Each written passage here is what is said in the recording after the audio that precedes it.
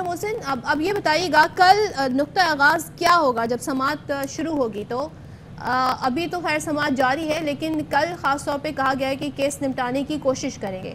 تو جو بینچ ہے 5 رکنی، اب یہی معاملے کو لے کر کنٹینیو کرے گا یا اس بینچ کے حوالے سے بھی تعین ہوگا مزید؟ دیکھیے، سپریم کورٹ آف پاکستان کے جو 5 ججز ہیں وہ اس کیس کو سن رہے ہیں، اور چیف جسٹس آف پاکستان کی جانب سے جو علیحدہ ہونے والے ججز ہیں ان کے حوالے سے بھی ریمارک سامنے آئے ہیں. ان کی جانب سے یہ کہا گیا ہے کہ جسٹس اطہر من اللہ اور جسٹس یحییٰ آفریدی نے کیس کے حوالے سے اپنا ذہن واضح کر دیا تھا. دونوں جو ججز صاحبان ہیں انہوں نے خود کو بینچ سے علیحدہ کر لیا ہے، اور ہم یہ جو معاملہ ہے اس کو آئین کے مطابق چلانا چاہتے ہیں. چھوٹے چھوٹے جو معاملات ہیں ان میں وقت ضائع نہ کیا جائے. اس کے ساتھ ساتھ جو دلائل کے جب آغاز کیا بیرسٹر علی ظفر کی جانب سے، تو انہوں نے کہا کہ گورنر پنجاب نے نگراں وزیر اعلیٰ کے لیے دونوں فریقین سے نام مانگے، ناموں پر اتفاق رائے نہ ہوا تو الیکشن کمیشن نے وزیر اعلیٰ کا انتخاب کیا. الیکشن کمیشن نے گورنر کو خط لکھ کر پولنگ کی تاریخ دینے کا کہا گیا، لیکن گورنر پنجاب کی جانب سے پولنگ کی تاریخ کا اعلان نہیں کیا گیا. اور آئین کے مطابق اسمبلی تحلیل کے بعد 90 دن میں جو انتخابات ہیں وہ لازمی ہیں. 90 دن کی آئینی مدت کا وقت 14 جنوری سے شروع ہو چکا ہے، اور اس وقت بیرسٹر علی ظفر کے جو دلائل ہیں وہ سپریم کورٹ آف پاکستان میں جاری ہیں.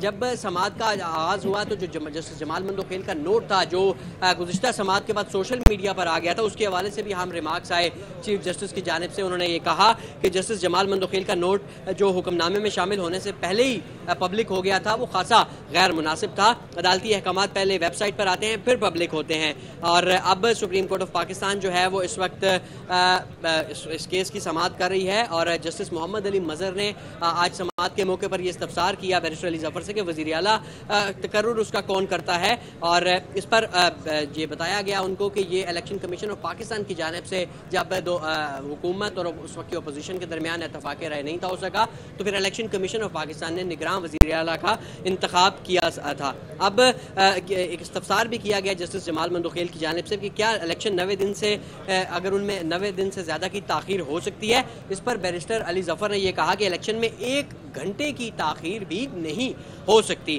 اور جسٹس محمد علی مظہر نے یہ ریمارکس بھی دیے کہ گورنر پنجاب نے معاملہ الیکشن کمیشن کی کورٹ میں پھینک دیا. انہوں نے گورنر کو یہ بتائیں کہ گورنر کو کون مقرر کرتا ہے. اس پر بیرسٹر علی ظفر نے کہا کہ گورنر کا جو تقرر ہے وہ صدر مملکت کی منظوری سے ہوتا ہے، اور گورنر کی تحلیل جو اسمبلی تحلیل کرنے کی اور آئینی مدت کے بعد جو تحلیل ہوئی اسمبلی کی، اب 14 فروری سے جو انتخابات 90 روز میں کروانے کا جو وقت ہے وہ اس وقت شروع ہو چکا ہے. اور سپریم کورٹ آف پاکستان جو ہے وہ اس کیس کی سماعت کر رہی ہے، اور بیرسٹر علی ظفر جو اس کیس میں پاکستان تحریک انصاف کی نمائندگی کر رہے ہیں وہ اس کیس کی سماعت کر رہے ہیں. اور اس وقت جو کمرہ عدالت نمبر 1 ہے اس میں 5 ججز پر مشتمل بینچ اب اس کیس کو سن رہا ہے، اور 4 معزز جج صاحبان نے خود کو اس بینچ کی تشکیل سے الگ کر لیا ہے.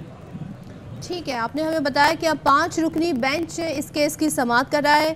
امپورٹنٹ کیس کی سماعت کا آج آغاز ہونا تھا، 11 بجے کا ٹائم تھا، سماعت کا آغاز نہیں ہوا، پھر 12 بجے کہا گیا، 1 بجے کہا گیا، اس کے بعد حکم نامہ جاری ہوا اور تب اس سماعت کا باقاعدہ آغاز ہوا.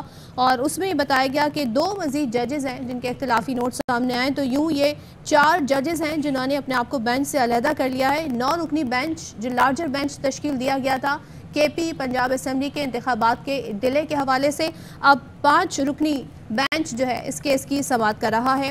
سپریم کورٹ کا 9 رکنی بینچ ٹوٹ گیا ہے. 4 ججوں نے بینچ کی اثر 9 تشکیل کا مطالبہ کر دیا ہے. بینچ کی تشکیل کا معاملہ چیف جسٹس کو بھجوا دیا گیا ہے، اور جسٹس اعجاز الحسن، جسٹس مظاہر علی اکبر نقوی، جسٹس اطہر من اللہ اور جسٹس یحییٰ آفریدی بینچ سے الگ ہو گئے ہیں. سپریم کورٹ نے 23 فروری کی سماعت کا تحریری حکم نامہ بھی جاری کر دیا، اور جو اختلافی نوٹ جسٹس مندوخیل کے حوالے سے سامنے آیا تھا اس پر بھی ایک بار پھر گفتگو ہوئی آج، اور خاص طور پہ یہ کہا گیا کہ کس طریقے سے یہ تمام تر معاملات سوشل میڈیا پر آ گئے. آئندہ اس حوالے سے احتیاط بڑھتی جائے گی، اور یہ بھی سوالات اٹھائے گئے کہ کس طریقے سے پنجاب اسمبلی کو تحلیل کیا گیا، جس پر علی ظفر انہوں نے دلائل دیے. انہوں نے بتایا کہ تمام تر معاملات آئین کے تحت ہوئے.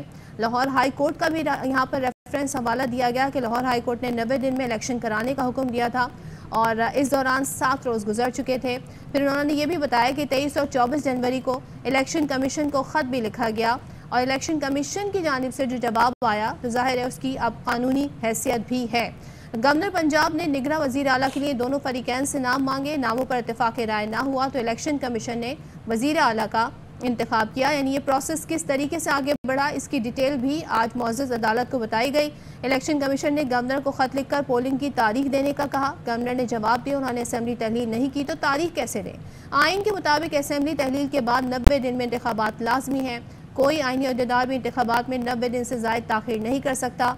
90 दिन की आइनी मुद्दत का वक्त 14 जनवरी से शुरू हो चुका है। ये तमाम तर वो दलाइल जो अली ज़फ़र की जानिब से दिए गए। उन्होंने साथ में ये भी कहा कि स्पीकर ने 23 फरवरी को गवर्नर को इंतखाबात की तारीख के लिए नोट लिखा था और तमाम तर मामलात अभी ज़ेर समात हैं। अब जो 9 रुकनी लार्जर बेंच तश्कील दिया था इस अहम केस की समात के लिए वो टूट चुका है। 5 रुकनी बेंच समात करेगा। उस बेंच से मुतालिक भी चीफ जस्टिस हतमी तौर पर फैसला करेंगे।